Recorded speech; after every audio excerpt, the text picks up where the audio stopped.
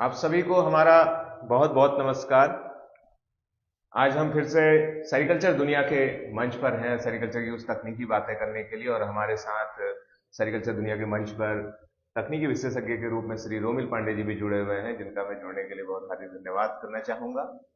और साथ ही जो हमारे किसान बंधु जुड़े हैं उन्हें बताना चाहूंगा कि अभी जो ये अक्टूबर का पहला पखवाड़ा चल रहा है, और अभी हम सभी को जानकारी है कि पिछले कुछ समय से यानी कि 4 से 5 दिन बहुत बेतहासा बारिश हुई, और ये मानसून रेशम कीट पालन सीजन चल रहा है। किसानों के घरों में कीट पालन हो रहा है और उनका कीट 5वीं स्टेज को पार करता हुआ माउंटिंग की तरफ को जा रहा है। मतलब कि अब वो स्पिनिंग करने वाला है या कर रहा है, मतलब कि वो रेशम की गोली और या रेशम का कोया बनाने की तैयारी कर रहा है या बना रहा है। लेकिन जब वो बारिश का मौसम था, अभी कुछ समय पहले बहुत विकट स्थिति थी, पूरे उत्तराखंड में हर जगह बहुत बेहद बारिश हो रही थी, और जिसमें कि हम कहेंगे कुमाऊं रीजन में तो बहुत ज्यादा बारिश हो रही थी, बिल्कुल भी रुकी नहीं, लगातार 4-5 दिन तक। तो उस दौरान जब कीट पालन हो रहा था तो काफी समस्या कीट पालकों को आई कि कैसे वो उनको फीडिंग करें और कैसे उनको जो जरूरी वातावरण की कंडीशन चाहिए वो उनको दें। और उसके चलते समस्या आने पर असली जो उसका प्रभाव और इंपैक्ट है वो इस समय दिखाई दे रहा है, जब वो कीड़ा उनका माउंटिंग में चला गया है और माउंटिंग में जाकर के अब वो रेशम का कोया बनाने की कोशिश कर रहा है। तो वो कीड़ा पहले से कमजोर है या कोई बीमारी ग्रस्त हो गया है, इस तरीके की कुछ समस्याएं आई हैं, और इसी विषय पर हम आज विस्तार से बात करने जा रहे हैं अपने तकनीकी विशेषज्ञ रोमिल जी से। मैं अनुरोध करूंगा रोमिल जी को कि कृपया हमारे किसानों को बताएं, जो पिछले 4-5 दिन में जब बारिश हुई होगी और उस बारिश के दौरान उन्हें क्या क्या समस्याएं होंगी और उस समस्याओं का प्रभाव अब क्या पड़ा होगा, जो आने वाले समय में यदि ऐसी परेशानी आए तो उस समय हम पहले से तैयार रहें और हम इस जो अब कीड़ा कमजोर और बीमारी वाला हो गया है उस तरीके का ना हो। और यदि जिनके वहां हो गया है तो अब वो क्या सावधानी बरतें कि ज्यादा से ज्यादा ककून बना लें, अब स्थिति में भी, ऐसी स्थिति में भी जब उनको पिछले बारिश से थोड़ी हानि हो गई है। प्लीज रोमिल जी। जी धन्यवाद सर। जैसा कि हम मानसून फसल की समाप्ति की ओर हैं और इस समय माउंटिंग की अवस्था शुरू हो चुकी है। पिछले एक सप्ताह से कुमाऊं रीजन में बहुत ज़्यादा बारिश का प्रकोप रहा और समय समय पर किसान भी बहुत प्रभावित हुए, क्योंकि पत्ती तोड़ने का, सही समय पर फीडिंग करने का मौका बहुत कम मिल पा रहा था। लेकिन काफ़ी सावधानियां उनको बताई भी गई या उनकी जानकारी में आई, जिसका उन्होंने उपयोग भी करा। लेकिन फिर भी लगातार 1-2 दिन तो चलिए ऐसी स्थिति को किसान संभाल लेता है, लेकिन जब 5-6 दिन लगातार इस तरह की स्थिति बनती है तो उसका कहीं ना कहीं प्रभाव माउंटिंग में भी आता है, उस कीड़े की आगे की अवस्था में भी आता है। अभी फिलहाल हम जिस किसान के यहाँ हैं वहाँ तो आप देखेंगे कि इन्होंने बहुत अच्छे से करा था, तो ये किसान के यहाँ माउंटिंग लगभग प्रारंभ होके खत्म भी हो चुकी है और इसमें अब कोया बनाना भी हो गया है। अब ये 3-4 दिन तक ये कोया बनाने की प्रक्रिया रहेगी, चौथे-5वें दिन इसकी हार्वेस्टिंग होगी। लेकिन इस किसान ने काफ़ी मेहनत करी थी, कुछ चीज़ें उन्होंने अच्छे से संभाल ली थी, जो कि हर किसान के साथ ऐसा शायद संभव ना हो पाया हो। ऐसी स्थिति में क्योंकि 5 दिन लगातार बारिश होने से निश्चित तौर पर उसमें फीडिंग का प्रभाव हुआ होगा, कम फीडिंग हो पाई होगी या नमी बहुत ज़्यादा हो पाई होगी। और अब चूंकि माउंटिंग में जो इस परिस्थितियां हैं जिसमें कीड़ा अब फीडिंग आगे नहीं करेगा, सिर्फ उसको अब रेशम बनाने की प्रक्रिया करनी है, तो ऐसी स्थिति में कुछ जगहों से ऐसे भी सुनने में आ रहा है या कुछ किसान भाई बता रहे हैं कि वो कीड़ा माउंटेज में जाकर वो शून्य पड़ जा रहा है, यानी कि वो आगे की गतिविधि नहीं कर रहा है। रोमिल जी, मैं थोड़ा सा हस्तक्षेप करना चाहूंगा कि ये माउंटिंग और माउंटेज वर्ड का इस्तेमाल आप बार बार कर रहे हैं, थोड़ा सा इसे संक्षेप में बताएं कि माउंटिंग या माउंटेज क्या है। जी हाँ, देखिए जब पंचम अवस्था में कीट हमारा 6-7 दिन भरपूर पत्ती खा लेता है, तो अब उसके बाद जो उससे पहले उसके वो 4 बार मोल्ड में गया था, अब वो आगे मोल्ड नहीं होते हैं। जैसे सबको पता है कि 4 ही मोल्ड होते हैं। पंचम अवस्था में 6-7 दिन पत्ती खाने के बाद अब वो रेशम बनाने की प्रक्रिया शुरू करता है, यानी कि रेशम का कोया बनाता है। तो इस प्रक्रिया को हम माउंटिंग बोलते हैं, जिसमें वो रेशम का कोया बनाता है। साथ ही साथ जो उसके साथ हम जो चीज उपयोग में लाते हैं, क्योंकि ट्रे में तो हम उसकी रेयरिंग कर रहे हैं, लेकिन जब उसकी हम माउंटिंग कराते हैं, यानी कि जब जहां पर वो कोया बनाएगा उसके लिए एक यहाँ पर एक प्लास्टिक की जाली या अलग अलग जगहों पर अलग अलग माउंटेज का उपयोग होता है, जिसमें वो अपना कीड़े को डाल के वहां पर उसको वो अपना रेशम का कोया बनाएगा। तो इस प्रक्रिया को माउंटिंग की प्रक्रिया बोलते हैं और इसको हम माउंटेज बोलते हैं। तो ये प्रक्रिया होती है 6-7वें दिन, पंचम अवस्था तो में। ये जो रोमिल जी हम प्रयोग कर रहे हैं, ये इस तरीके के ये मटेरियल की एक जाली जैसी, जी इसे ही क्या माउंटेज कहते हैं? जी हाँ, ये भी एक माउंटेज का प्रकार है। इसके अलावा और भी माउंटेज होती हैं। चंद्राकी होती है, कुछ जगहों पर वो बांस की खपतियों की चंद्राकी होती है, कुछ जगहों पर वो रोटरी माउंटेज होती है। ये अलग अलग क्षेत्र के हिसाब से अलग अलग माउंटेज को हम यूज करते हैं। यहाँ पर क्योंकि हम ट्रे रेलिंग करते हैं जिस क्षेत्र में हम हैं, तो वहाँ पर हमारे लिए मुफीद ये माउंटेज प्लास्टिक माउंटेज होती है, जो कि एक ट्रे में बड़ी आसानी से उसी कीट पालन कक्ष में वहाँ पर उसको लगा के रैक में उसको लगाया जा सकता है। किसान भी इसको आसानी से उपयोग कर सकता है। जो ये माउंटेज या माउंटिंग चीज है, मैं समझता हूं कि ये माउंट शब्द से निकल करके आया है। माउंट जिसका शाब्दिक अर्थ होता है चढ़ाना। तो यहाँ पर जब कीड़ा अपनी स्पिनिंग की तैयारी, यानी कि वो गोए को बनाने की तैयारी पे आ जाता है, उस स्टेज पे पहुंच जाता है, तो उसे ऐसी ऐसी जगह की तलाश होती है जहां पर वो एक स्पेशल प्रकार के कोण में घूम सके, और उसे घूमने के लिए उस तरीके के स्पेस की जरूरत होती है। तो उस समय उस कीड़े को ऐसी जगह चढ़ाया जाता है जहां पर उसे वो जगह मिल सके, माउंट किया जाता है। तो उसे माउंट किया जाने को माउंटिंग बना, और जिस चीज पर उसे माउंट कर रहे हैं उसे माउंटेज कहा जा रहा है। ये माउंटिंग या माउंटेज एक इंग्लिश शब्द है। जी हाँ, देखिए जैसे कि कीट पालन की जो अवस्था होती है जिसमें हम उसको फीडिंग कराते हैं, उसमें हम कीड़े को ट्रे में बिल्कुल फैला के रखते हैं और उसकी फीडिंग कराते हैं, पत्ती उसमें देते हैं। लेकिन जब वो कीड़ा आपकी स्पिनिंग के लिए तैयार हो जाता है, तब हमें उस ट्रे से उसको हटाना पड़ता है।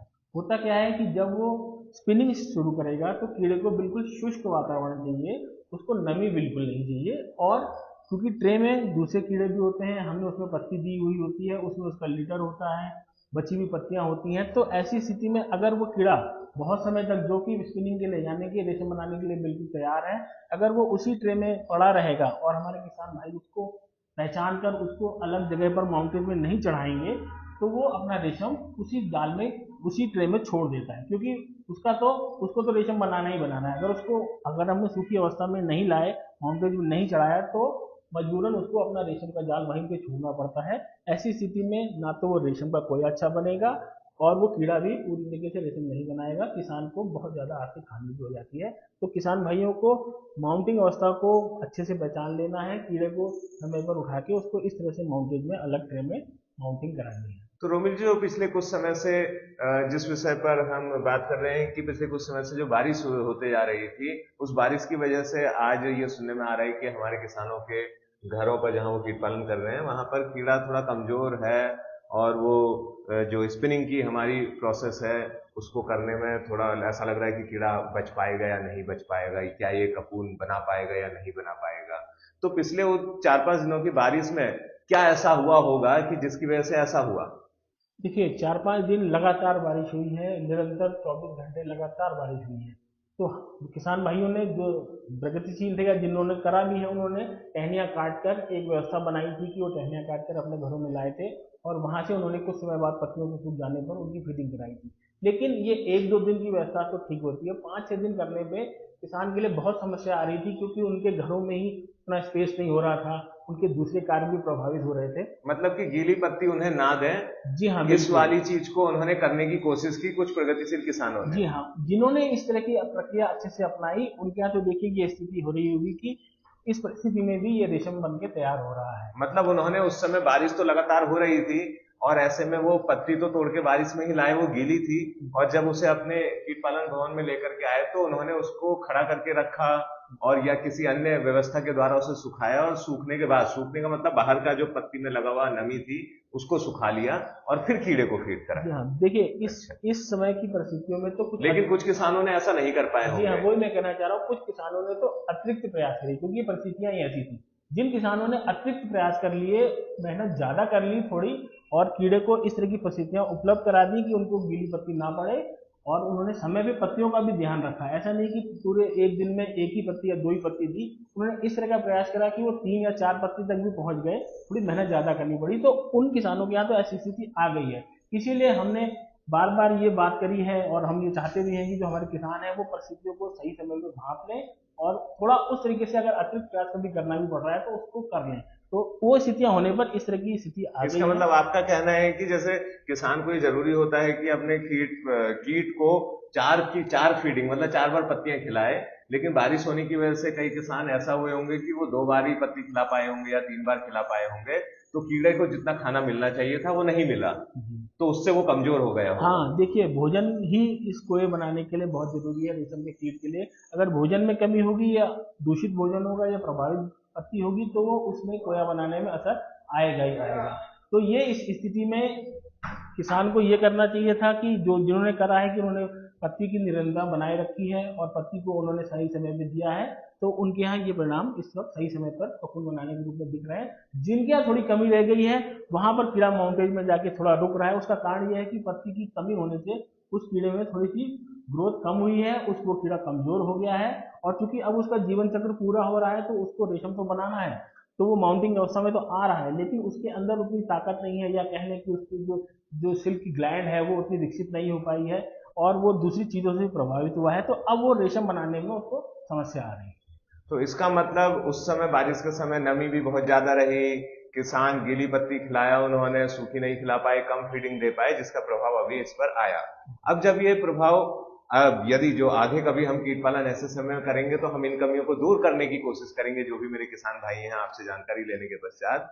अब जब वर्तमान में ये परिस्थिति आ गई है हमारे सामने कि हमारा कीड़ा वाकई में उन परिस्थितियों से कमजोर हो चुका है और कीड़ा बना इस समय रेशम बनाते समय प्रभावित हो रहा है, तो अब हम क्या ऐसा सावधानी बरत सकते हैं कि मैक्सिमम अधिक से अधिक अपने कीड़े को बचा सके और उससे उत्पादन करवा सके रेशम का। देखिए, जैसे कि अभी माउंटिंग की स्थिति आ गई है और जो कीट माउंटिंग के लिए तैयार है वो रेशम माउंटेन में जाके वो रेशम बनाना शुरू कर रहा है, लेकिन साथ साथ कुछ ऐसे कीड़े भी उस माउंटेन में जा रहे हैं जो कि शायद आगे रेशम ना बना पाए, क्योंकि पिछले समय में वो पत्ती की कमी से या किसी अन्य कारणों से प्रभावित हुए हैं। लेकिन अब होगा क्या कि जो रेशम बना रहे होंगे कीड़े या जो ककून बन रहा होगा इस माउंटेन में वो प्रभावित ना हो जाए, क्योंकि किसान को जितना भी रेशम बने उसका अच्छी गुणवत्ता का बने, ये बहुत ध्यान रखना है। ऐसी स्थिति में उसको करना क्या होगा कि एक तो वो जो इस तरह के कीड़े हैं जो कि दिख रहा है कि वो प्रभावित हो गए हैं, वो उस माउंटेज में जो कीड़े रेशम बना रहे हैं उनके साथ ना रहें, उनकी पहचान जल्दी से करके उनको उस माउंटेज से अलग कर लेना है। और जो रेशम कीड़े बना भी रहे हैं, देखिए प्रभावित तो सारे कीड़े हुए हैं, जो रेशम बना रहा है वो भी हो सकता है कि अगर अच्छी परिस्थिति ना नहीं मिले उसको माउंटेज में तो वो भी आगे चलकर आधा अधूरा रेशम बनाए या एक कम क्वालिटी का रेशम बनाए। तो उसके लिए भी परिस्थितियां ऐसी बना के रखनी है कि माउंटेज में एक तो हवा, जिस कक्ष में वो माउंटेज हो रहा है वहां पे हवा का प्रभाव पूरा रहे, वहां पर टेम्परेचर 25 डिग्री के आसपास रहे और जो नमी है वो 70 से 75 डिग्री की रहे, क्योंकि जितना खुश्क मौसम होगा उतना वो कीड़ा सुगमता से रेशम कोया बनाएगा। तो ये परिस्थितियां किसान भाइयों को अभी भी रखनी है। वो ये ना सोचे कि जो रेशम कीड़ा बनाने के लिए तैयार हो गया है वो पूरा ही रेशम बना लेगा, क्योंकि परिस्थितियां पिछले काफी दिनों में विपरीत नहीं है। तो उसको वो माहौल और वो तापमान वो आर्द्रता देनी पड़ेगी जिससे कि वो रेशम अच्छे से माउंटेन में बना सके। तो रोमिल जी, ये नमी भी हमें अभी मेंटेन करनी होगी, जैसा आपने कहा कि 70 से 75% तक हम कमरे के अंदर सापेक्ष आर्द्रता या नमी को बनाए रखें। तो अब वो नमी कम लानी पड़ेगी, जो बारिश के समय पर बहुत ज्यादा हो गई थी उस समय भी कम लानी थी। तो इसे क्या हम नमी अगर कमरे में इस समय ज्यादा हो रही है क्योंकि बारिश के जस्ट बाद का समय है, तो उसको कम लाने के लिए क्या हम चूने इत्यादि का प्रयोग और कैसे कर सकते हैं, इसके बारे में कुछ बताएं। देखिए, सबसे पहले तो जैसा कि रेशम कीट पालन कक्ष के लिए हम कहते हैं कि इस तरह का कक्ष होना चाहिए कि वहां पे वायु का आदान प्रदान या एयर वेंटिलेशन अच्छी उसकी व्यवस्था हो। तो कीट पालक को हमेशा ये ध्यान रखना है कि जहां पर वो माउंटिंग हो रही है वो कक्ष जहां पर वायु का प्रवाह निर्बाध रूप से बना रहे उस कक्ष को आप उपयोग करना है। साथ ही साथ ये है कि अगर अतिरिक्त नमी, क्योंकि अब तो वर्षा बंद हो गई है तो उतनी नमी की मात्रा नहीं है, लेकिन फिर भी अगर नमी है तो चूनों का उपयोग तो कर सकते हैं, लेकिन वो अब वो कीड़े के ऊपर या माउंटिंग में नहीं करेंगे।